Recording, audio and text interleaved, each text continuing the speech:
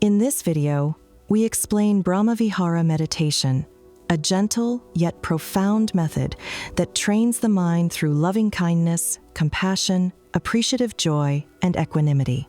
You will learn how to start step by step, how to work skillfully with distractions and hindrances using the 6 R's, and how this practice can naturally deepen into the jhānas, the formless states, the still mind, the signless, and even the doorway to cessation. This method of Brahmavihāra meditation has been developed and preserved through the work of Venerable Bhante Vimalaramsi, and today it is taught by several excellent teachers such as Bhante Ananda, David Johnson, and Delson Armstrong. If you want to go deeper and receive the clearest guidance, we highly recommend you get the books The Path to Nibbāna by David Johnson and Mind Without Craving by Delson Armstrong, and also listen to the many Dharma talks on YouTube by Delson Armstrong, Bhante Ananda, and Bhante Vimalaramsi. And if you want a practical companion that guides you step by step from simple present moment awareness into deep stillness, my book Quiet Mind, Still Mind is available on Amazon as Kindle, paperback, and hardcover. The spirit of the practice.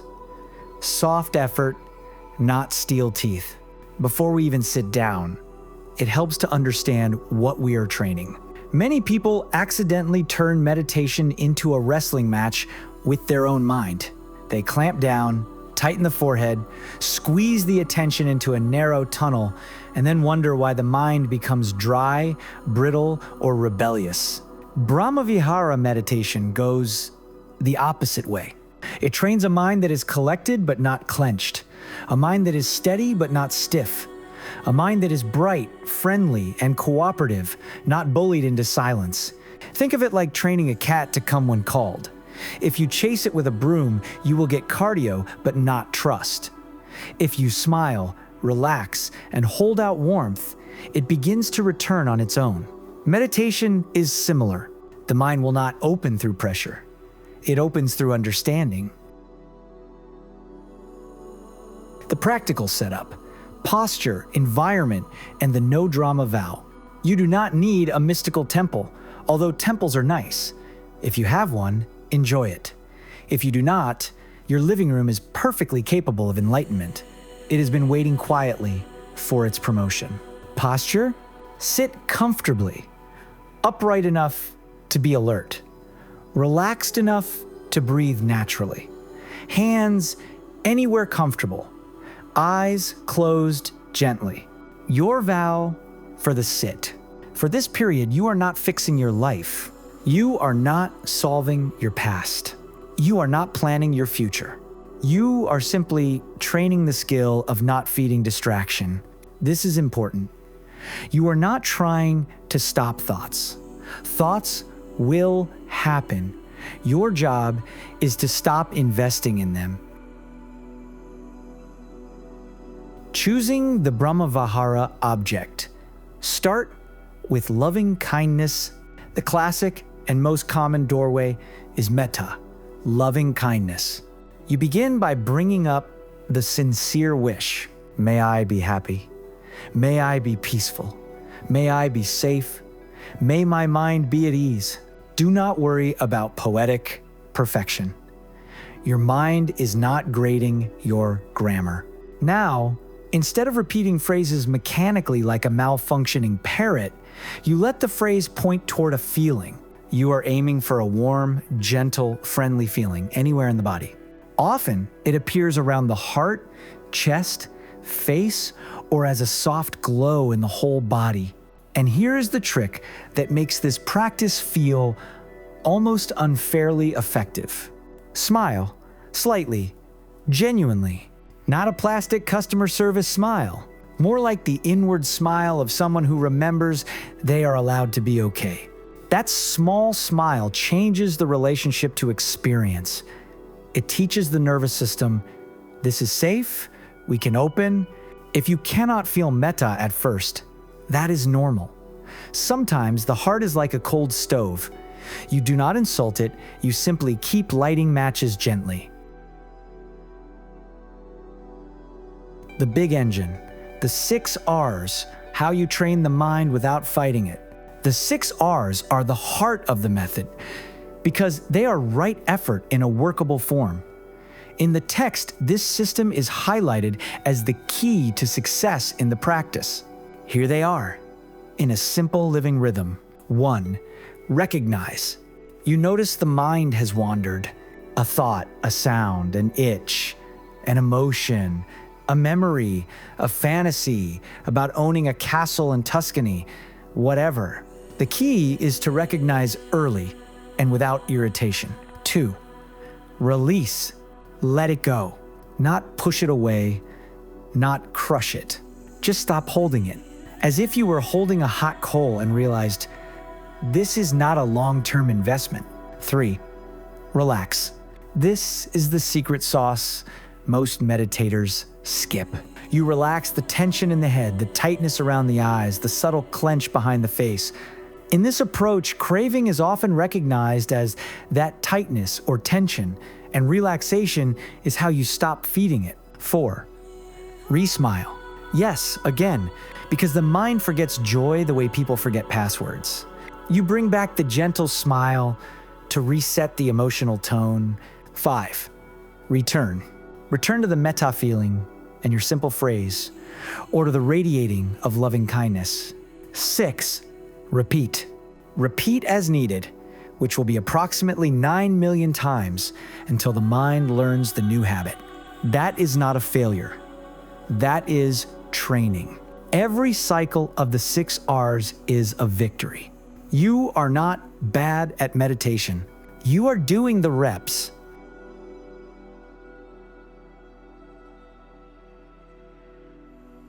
Working with the 5 hindrances, your unpaid assistants, the hindrances will appear.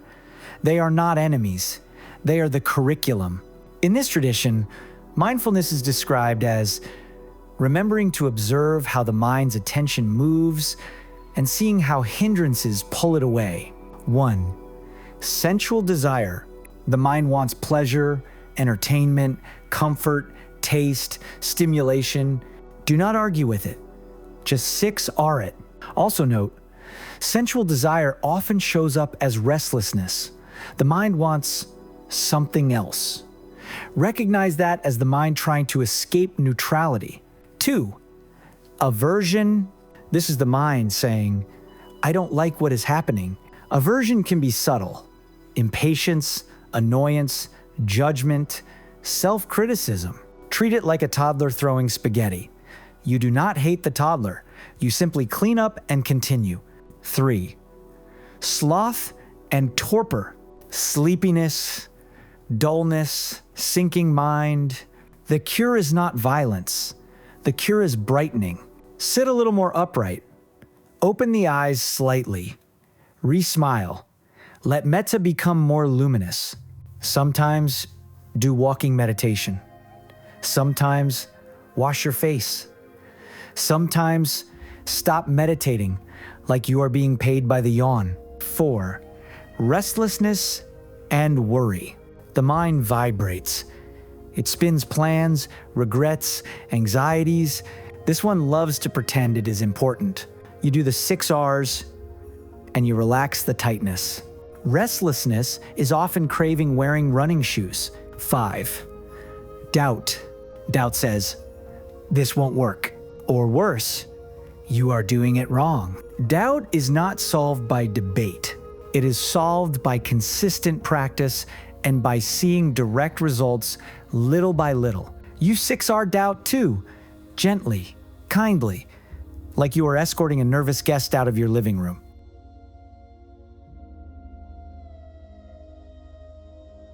How progress happens. The jhānas as natural deepening, not trophies. In the path to Nibbāna, the practice is framed as moving through tranquil aware jhānas, which are not hard absorption states that shut down the senses. They are collected, aware, and increasingly refined levels of understanding. You do not win a jhāna like a medal. You enter it the way you enter sleep, by letting go correctly. First jhāna, joy piti, begins to appear. At some point, loving kindness becomes stable enough that joy bubbles up. This joy can feel like lightness, warmth, energizing happiness, a pleasant spiritual fizz. Your job is not to grab joy. Your job is to stay friendly, keep smiling, and continue releasing distraction with the 6 R's. Joy is a sign you are relaxing correctly. Second jhana, noble silence. The thinking quiets down. The mind becomes more unified, less chatty. It feels like someone finally turned off a radio in the next room that you did not know was on. There is more inner stillness here, more ease, less commentary. If excitement arises, 6R it kindly. The mind can get proud, and pride is just another hindrance wearing perfume. Third, jhana.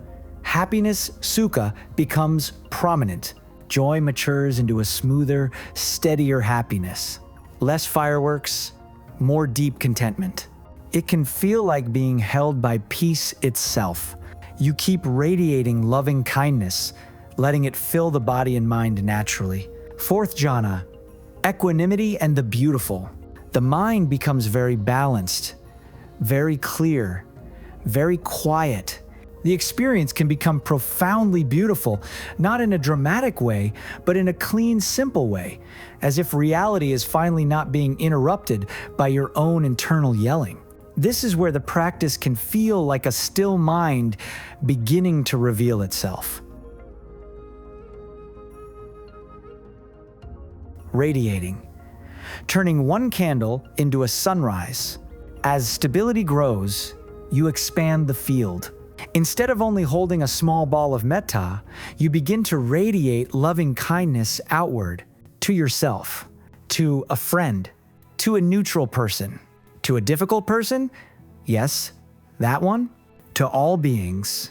You are not forcing love. You are cultivating the wish. May all beings be happy, and you let that wish become a gentle current flowing through consciousness.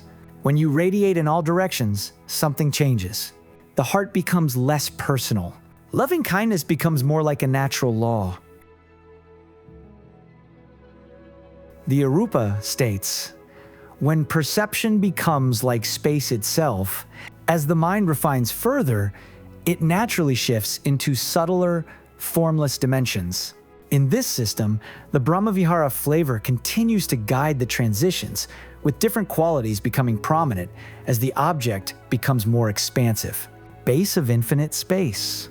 The sense of space expands. It can feel boundless. The mind is not stuck in a small room anymore. It is like standing in an endless sky with no walls. Stay relaxed. Stay smiling. Do not make it a big deal. Big deals create tightness. Base of infinite consciousness. The awareness of awareness becomes clear. It is as if the mind notices. Consciousness is here, knowing this vastness. Again, do not cling. Even the sublime can become a trap if you make it mine. Base of nothingness. A profound quiet arises. The mind inclines to the perception of there is nothing. Not depression, not blankness, more like a delicate absence, a peaceful non-thing. This is where you really learn that less is more, spiritually speaking, neither perception nor non-perception. Experience becomes extremely subtle. The mind is barely perceiving, barely cognizing. There is still awareness, but it is so refined it feels like standing on the edge of a whisper. At this level, effort must be microscopic. If you try too hard, you become coarse and pop back up. Still mind, the signless, and the door that cannot be pushed open. Now we come to the territory where language starts sweating. The still mind. This is not, I'm calm because nothing happened today. This is a stillness that is deep, structural, and luminous. Thought is quiet. Craving is quiet. The sense of self becomes thin, transparent, optional. The still mind is not a trance. It is clarity without agitation. The signless, anamita. The signless is the mind no longer latching onto signs, meaning it no longer builds a world out of markers, labels, and mental objects in the usual way. It is not annihilation. It is not a mystical coma. It is freedom from the mind's habit of manufacturing something out of everything. This is the mind tasting unconstructed peace, and it cannot be forced. You cannot lunge into the signless like a burglar breaking into silence. It arises when conditions are right, when craving is released, when tension is relaxed, when the mind stops insisting. Cessation. When the mind stops and the deepest relief appears, cessation is not an experience you can brag about, because in cessation, there is no one narrating. It is the stopping of perception and feeling, a complete shutoff of the machinery. And then, after, there can be a profound knowing. Something unconditioned has been touched. In the tradition described in the text, cessation is described as the cessation of craving and the gateway to Nibbāna. But here is the paradox. You cannot make cessation happen. You can only practice the conditions that lead toward it. You practice release. You practice relaxation. You practice the gentle smile. You practice not taking the mind personally. You practice letting go of control. Then, one day, the mind simply stops. It is like a candle flame that has no more fuel. No drama, no struggle, just done. The daily life version.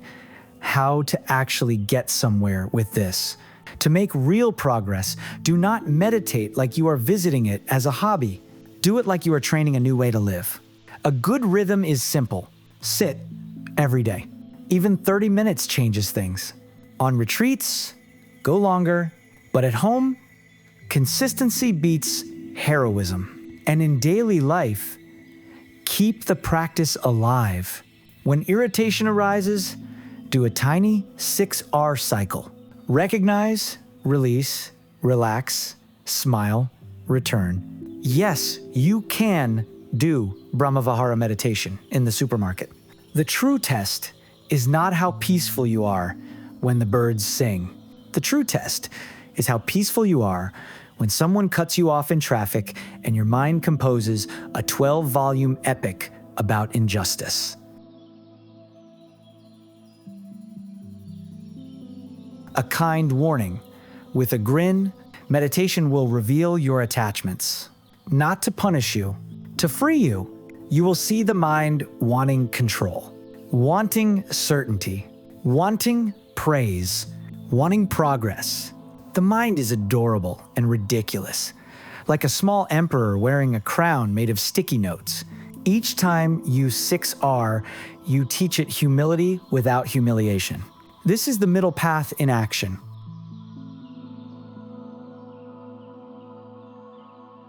Closing.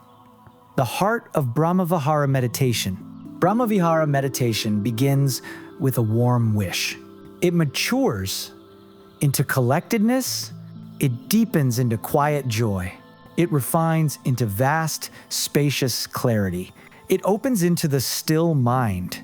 It slips into the signless. It may culminate in cessation when all craving finally has nothing left to hold. But the path is simpler than it sounds. Be kind. Be gentle. Relax the tightness. Smile again. Return to loving kindness. Repeat. And slowly, steadily, the heart becomes a home that suffering can no longer rent.